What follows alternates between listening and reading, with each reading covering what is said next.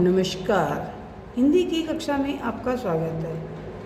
आज हम कक्षा 8 ज्ञान सागर पाठ 2 असल धन पढ़ेंगे।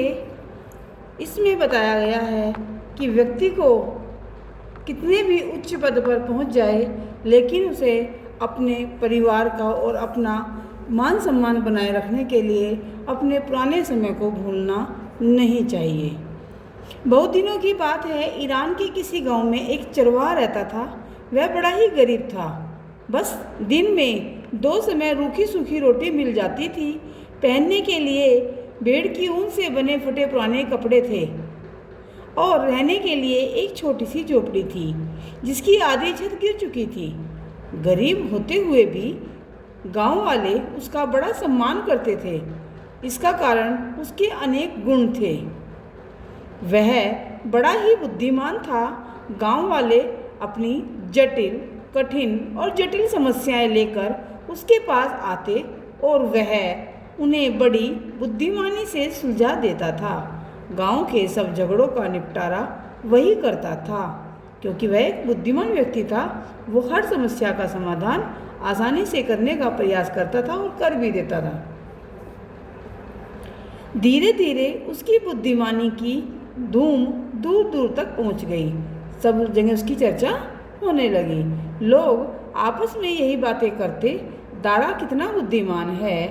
वह केवल एक चरवाहा है, परंतु उसकी बुद्धि राजाओं की सी है।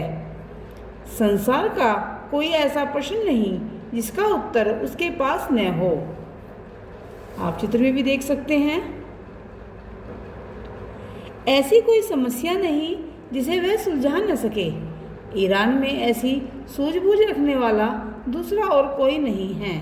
उसकी बुद्धिमानी की चर्चा ईरान के शाह के कानों तक भी पहुंची। शाह वहाँ का जो राजा था।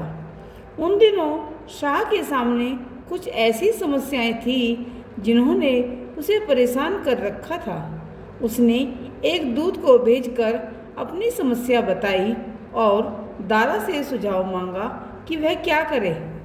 दारा ने तुरंत ही समस्या को सुलझा दिया और वह भी ऐसी समझदारी से कि शाह दंग रह गया। उसने मन में कहा, यह दारा कोई साधारण चरवाहा नहीं है। ऐसी सूझबूझ रखने वाले का उचित स्थान भेड़ों के साथ जंगल में नहीं, महल में सिंहासन के पास है। उसने अपना दूत भेजकर दारा को अपने दरबार में बुलाया। दारा ने झुककर उसे सलाम किया। शाह ने मुस्कुराकर कहा, ए दारा, हम चाहते हैं कि तुम जैसा बुद्धिमान हमारे महल में रहे ताकि हम राज्य की समस्याओं के विषय में तुमसे सुझाव लेते रहें। दारा ने सिर झुकाकर उत्तर दिया, आपका हुक्म सिर आंखों पर। दारा शाह के साथ दरबार में रहने लगा। शाह उसकी बातों से इतना प्रभावित हुआ कि दारा के बिना एक क्षण भी उसका मन नहीं लगता था। वह कोई भी काम उसके सुझाव के बिना नहीं करता था। वह हर समय उसे अपने साथ रखता और दरबार में उसे राज सिंहासन के पास ही बिठाता था। जैसे जैसे शाह के दरबार में उसका सम्मान बढ़ता गया, वैसे वैसे दरबारियों के मन में उसके लिए जलन बढ़ती गई। वे आपस में कुछ इस प्रकार की बातें करते, यह चरवाहा सिंहासन के पास बैठता है, शाह ने इसे मुंह चढ़ा रखा है। जब से यह दरबार में आया है, शाह हमें पूछता भी नहीं। हमें तो इसमें कोई गुण दिखाई नहीं देता। ये बात सच है, जो व्यक्ति हमें अच्छा नहीं दिखाई लगता, हमें उसके अंदर कोई गुण भी दिखाई नहीं देता, और जो व्यक्ति हमें अच्छा लगता है उसके अंदर हमें कोई अवगुण दिखाई नहीं देता। ऐसा ही दरबारियों के साथ हो रहा था। उन्हें दारा अच्छा नहीं लगता था, इसलिए उन्हें दारा के अंदर भी कोई गुण दिखाई नहीं देता था। दरबारी उसके खिलाफ शाह के कान भरने लगे, परंतु शाह ने उल्टा उन्हें ही डांट दिया। मैं समझता हूँ तुम दारा से जलते हो।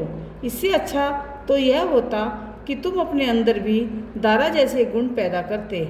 अपने को अच्छा बनाना कठिन काम है, अच्छे लोगों में कीड़े निकालना सबसे सरल काम है। कीड़े निकालने का मतलब होता है बुराई निकालना।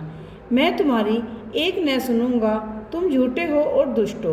वह दरबारियों को डांट देता है और कह देता है कि मैं तुम्हारी कोई बात नहीं मानूंगा। शाह के मन में दारा के लिए स्नेह और सम्मान दिन प्रतिदिन बढ़ता ही गया। शाह ने उसे बहुत सा धन दिया और वह धन धान्य से भरपूर कर दिया। अब इसके बाद आगे क्या घटना घटित होती है, इसे हम पाठ के दूसरे वीडियो में देखेंगे। इसके भाग 2 में देखेंगे। यह पहले भाग का वीडियो आपका यहीं तक है। Okay bye.